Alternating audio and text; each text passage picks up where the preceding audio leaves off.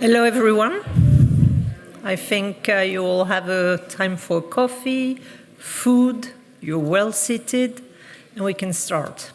So welcome, and it's my privilege to give you a few introductory words. I would like first to thank our dear Vice President Nadia Pellefigue. I would like to thank every single participant, guest, either from the valleys, from the industry, from research, from European Commission to join us today. It's really a great pleasure to welcome you all in this second edition, already the second one, of the Hydrogen Valley Days. It becomes our family event now, and we decided that it should become a regular family event. We're gifted and we're blessed to be in this nice location, Steigenberger Hotel. And over the next 2 days, we'll come together to discuss, to reflect, to exchange, but also to innovate all together on the critical role that hydrogen valleys play in Europe's path towards a sustainable, resilient, and competitive future. So I would like to launch this Valley event by sharing with you the following. Hydrogen, and particularly clean hydrogen, is no longer a speculative innovation. It's a cornerstone of European decarbonization, resilience, but also competitiveness strategy. In order to accelerate the transition to an economy relying on hydrogen, collaboration at the regional level is paramount. And this is why hydrogen valleys are a game changer. Hydrogen valleys have emerged as dynamic hubs where the future of energy is taking place. It's taking shape as well, bringing together production, storage, distribution, and utilization of hydrogen into fully integrated ecosystems, connecting regions, industry, and policymakers to build synergies and drive real change on the ground. Hydrogen Valley serves also as a powerful tool to demonstrate the integration of various hydrogen technology across the entire value chain. And their impact is already tangible. You will see it today and tomorrow through the panel discussion. I am very proud to highlight that the Clean Hydrogen Partnership has actively supported over 20 hydrogen valleys across Europe, even 21, because one of the projects initially funded in 2015, Big Hit, is also part of this valley, with a total funding from our side of 250 million euros. And it's not over. All of these valleys are located in 19 European countries, and each valley represents more than just a project. They symbolize local empowerment, industrial transformation, and strategic cooperation among industries, local authorities, research institutions, and communities. The diversity of regional approaches is what makes Europe's hydrogen strategy resilient and adaptable. I would like also to acknowledge the important work we have been undertaking alongside the managing authorities, and many of you are here today, and the memoranda of understanding that were signed last year with 10 different managing authorities in order to foster a structural cooperation answering the needs of each managing authority.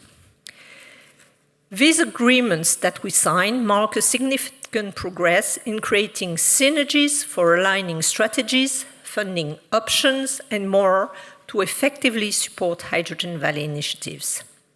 Yesterday, we had an opportunity to have dedicated meetings gathering representatives from the managing authorities and ongoing Hydrogen Valley project to foster closer collaboration, to exchange best practices, and explore further synergies to ensure successful implementation and sustainable growth.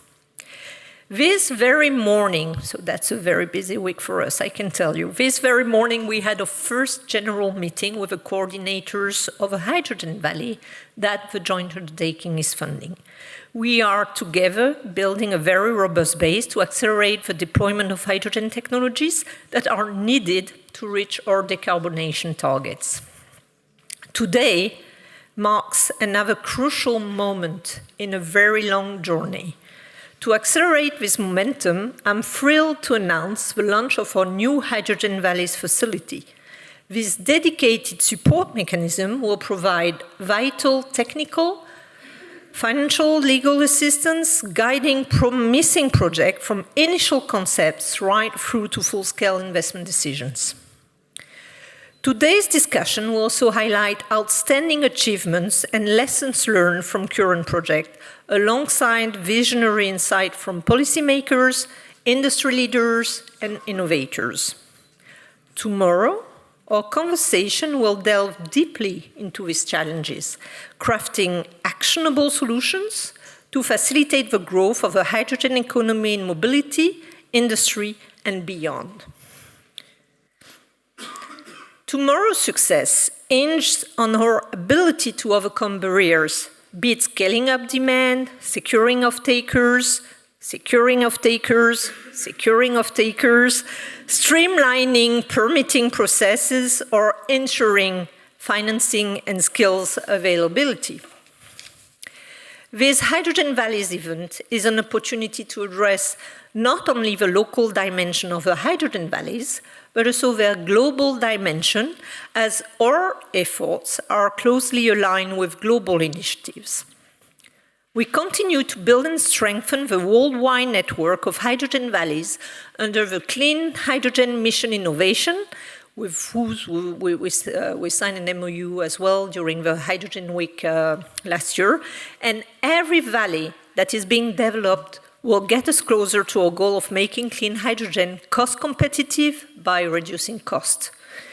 Ladies and gentlemen, your participation, your ideas, your collaborative spirit are what make these Hydrogen Valley days meaningful and productive. So thank you for that. Together we'll unlock new opportunities, foster innovation, and solidify Europe's leadership in the global hydrogen economy. I invite you to embrace these 2 days of dialogue, networking, and partnership building with openness and ambition. Be bold. Let us chart the course together toward a future-powered clean hydrogen. I would like now to give the floor to our next speaker, Mrs. Nadia Pellefigue, who is Vice President of the French region Occitanie, and who is today representing the European Committee of the region. Nadia, thank you very much.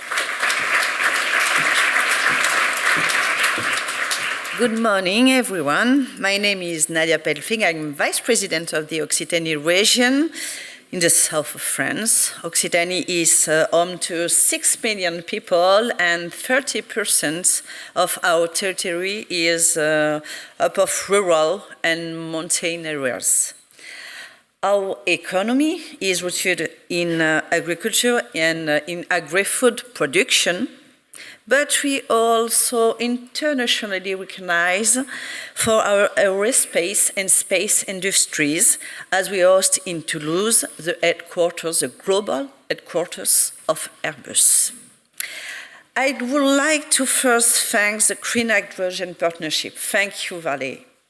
And the European Commission also, the DG Research and Innovation, for the invitation. And on behalf of the members of the European Committee of the Region and our President, Kata Tuto, I sincerely thank you for the organization of this conference. The energy transition and the hydrogen rollout is going local. Without the engagement of authorities in regions and cities, we will not deliver a clean and fair transition for our citizens. In Europe, the energy transition is not an abstract concept. It's happening in our streets, in our industries, in our factories, in our regions. Hydrogen is a part of the transformation. There are things we cannot control. The passing of time, the results of election far away from here, the decisions made by leaders like Donald Trump, decisions that may affect the Paris agreements or global climate diplomacy. But there are things we can and must act upon.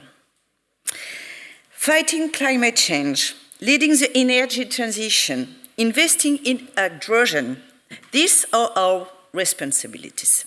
And the heat reminds us every day that we cannot delay. Actually, I'm glad to be here in Brussels today. Back home in Toulouse, it was 38 degrees yesterday, and already 26 degrees this morning at 5:30 a.m. Let me now share with you how this ambition for hydrogen takes shape in my region, Occitanie, and how we are turning words into concrete action. Hydrogen is a driving force behind the energy transition in my region. It's one of the most effective solutions to achieve our climate and energy goals to become climate neutral by 2050. Occitanie is a pioneer in green hydrogen projects. We have built a powerful ecosystem for innovation based on public-private partnership. In 2019, a green hydrogen plan was established to accelerate the large-scale development of hydrogen solutions in the region with a budget of 150 million euros over 10 years. To succeed, we are focusing on 5 key priorities. 1, support hydrogen production and storage projects. For example, the Life Occitanie is a private producer co-financed by our region. Plant already produced 2 tons of green hydrogens per day from renewable electricity with room to grow. 2, second, encourage hydrogen use in transport, industry, and housing. After trials of hybrid electric trains in 2023, since yesterday, we are now testing France's first hydrogen-powered train on the Montrégeau-Luchon line. It's a very rural and mountain line. Third, develop local ecosystems and involve citizens. Our region is also investing in cutting-edge technologies to make clean hydrogen more affordable and scalable. For example, in Béziers, Genvia project industrializes high-efficiency electrolyzers, reducing costs and enabling large-scale green hydrogen production. Genvia is a public-private joint venture launched in 2021 by Schlumberger and our region. 4, make Occitanie a European leader in the hydrogen sector. In my city, Toulouse, we are building a technocampus H2. That means that they have the objective of welcome 150 researchers and engineers working on hydrogen applications, especially on mobility. And key partners like Airbus, Safran are involved. 5th, train people for future green hydrogen jobs, skills. With the GENIO program for Generation Hydrogen program. With a budget of 30 million, we have the objective of training 1,500 trainers over 5 years, promoting careers in the green hydrogen sector and developing forward-looking labor market analysis. Let me insist on one thing. As a public authority, our role is to take the first step, to invest early, even when it's risky, so that innovation can happen and businesses can follow. But this is not a regional story. As a member of the European Committee of the Region, I want to say that hydrogen is a European challenge, and Europe provides tools to support us. That's why the role of the European Committee of the Region is so crucial. The Committee of the Region supports a hydrogen economy built around local needs. Our opinions on the EU hydrogen strategy and the European Hydrogen Bank highlight the key role of region and city, especially those still dependent on carbon-intensive industries. The development of a green hydrogen economy is a critical component for achieving climate neutrality. Using hydrogen, regions and cities can tap into a huge potential to decarbonize sectors that are difficult to electrify, like industry, transportation, and energy. We appreciate the efforts of the European Commission and the funding provided to support enabling initiatives at local and regional level, such as the project development assistance calls of the Clean Hydrogen Partnership, the European Hydrogen Bank, and the Mission Innovation. We strongly believe that the European Hydrogen Bank is an excellent instrument which should be boosted and secured with additional funds for auctions. We must aim at reducing the production cost of renewable hydrogen, which could stimulate new employment opportunities and provide opportunities for several regions. Hydrogen valleys represent best practices to learn from. To conclude, once again, thank the Clean Hydrogen Partnership for the invitation to join this flagship conference. Regions and cities are deeply committed to the green transition. The transition brings opportunities, but we cannot neglect the threats on the ground to make hydrogen ecosystem and hydrogen valleys a reality. And let me be more clear. These threats are concrete. Permitting delays slow down projects. Skills shortages limit the pace of deployment. Public acceptance is not guaranteed, so we must engage the citizens. Production costs remain high. We must act to make renewable hydrogen competitive. These are not theoretical challenges. They are the daily reality of where territory faces. Nevertheless, this conference is an opportunity to strengthen cooperation to address our urgent needs. Access to funding, upskilling staff, reliable partnerships, stable and long-term regulations. Together, we use these words, together. Together with the support of Europe and the commitment of the region, of our region, we can make hydrogen not just a promise for tomorrow, but a solution for today.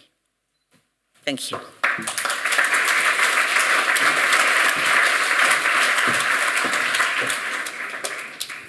Thank you. It's always nice to have full support, not only of a big region of France, but also from the Committee of Region. And I mean, you have your full role in the Hydrogen Valley, even because it will happen at regional level, and then we will connect the dot. So it's my pleasure now and my honor to call on stage the chair of our governing board, so Mrs. Danica Maljković.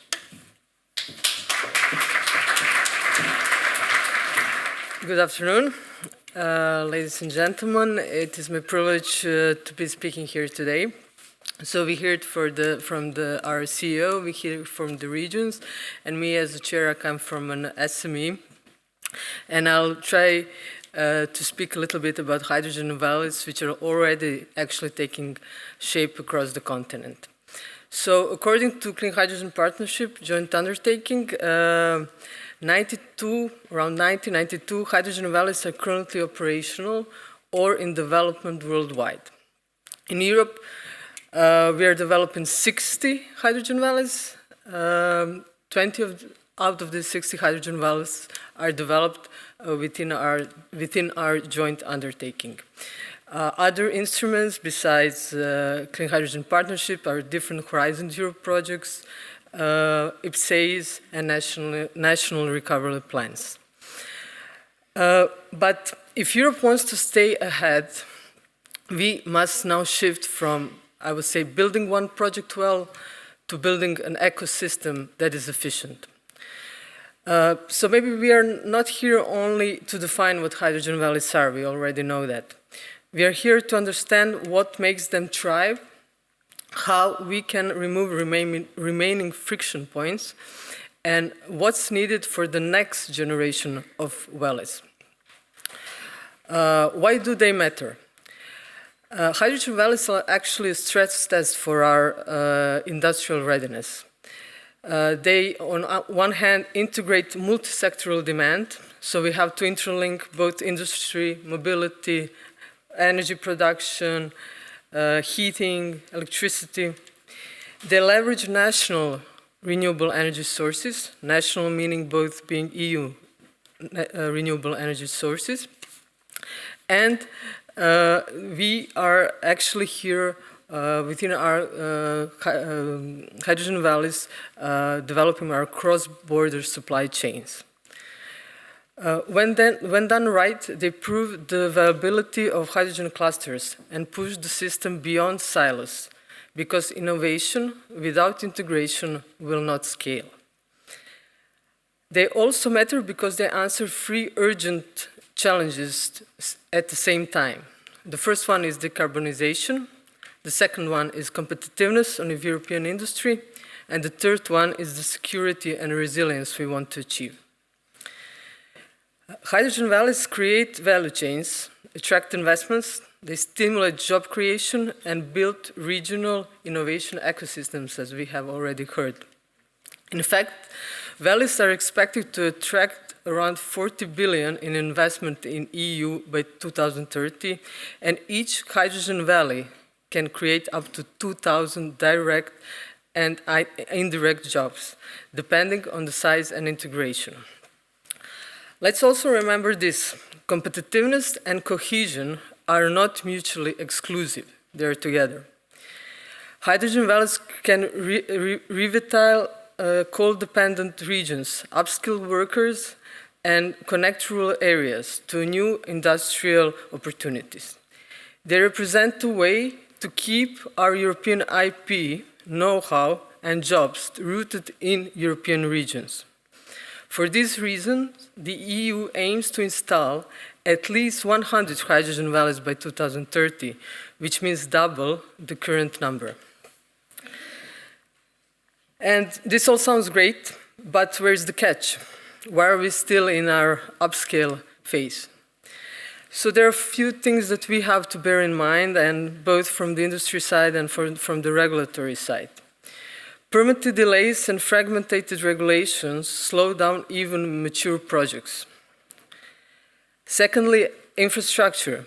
Access to infrastructure and testing environments is still restricted, especially to smaller companies and SMEs.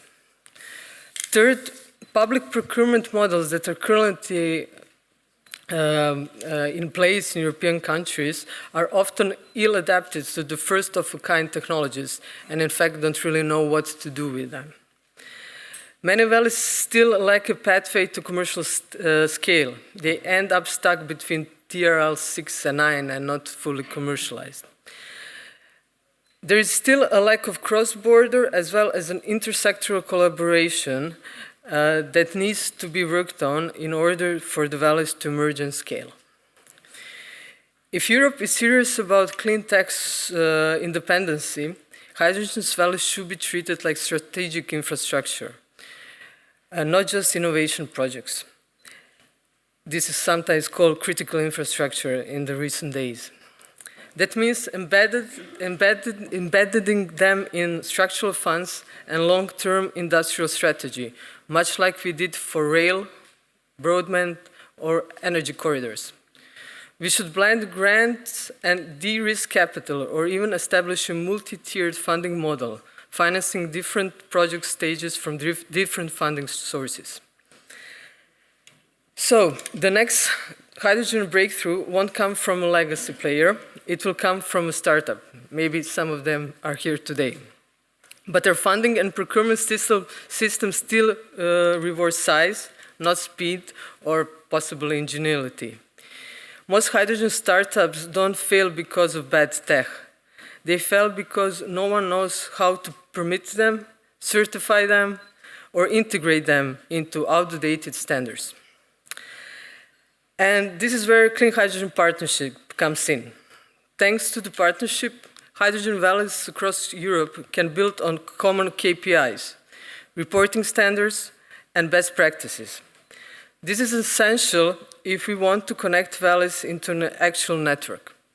The partnership also serves as a matchmaker for good-fitting consortia that would otherwise not be possible or would only be a reality for the largest industry leaders. But the work of the partnership is not only just beginning. When it comes to hydrogen valleys, we must really think how to improve our efforts in order to support their uptake and functionality. I'd like to leave you with a few questions that I believe are critical. So the first one is, how do we ensure long-term funding stability of hydrogen valleys beyond pilot phases? What is the ideal financing mix for the next generation of valleys? Secondly, can we scale successful models faster without waiting for perfection? Thirdly, are we doing enough to involve SMEs and local innovators, not just large industrial players? Then, how can the Clean Hydrogen Partnership evolve to even better support multi-regional and cross-border valleys? We have one in the Northern Adriatic region that we are a part of, and we understand the importance of that.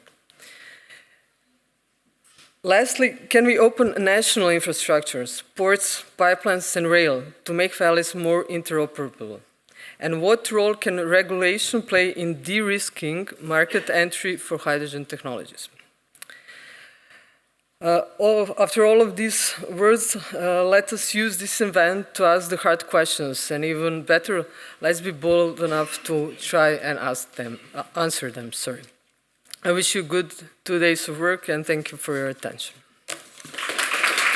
So, you had food for thought, and you also have food for coffee, because the good news, we have already a coffee break, because the second part of the meeting will be a very intense one, so we want you to be fully on board, fully energized, fully participative. So let's break for half an hour, and we're back here at 3:30.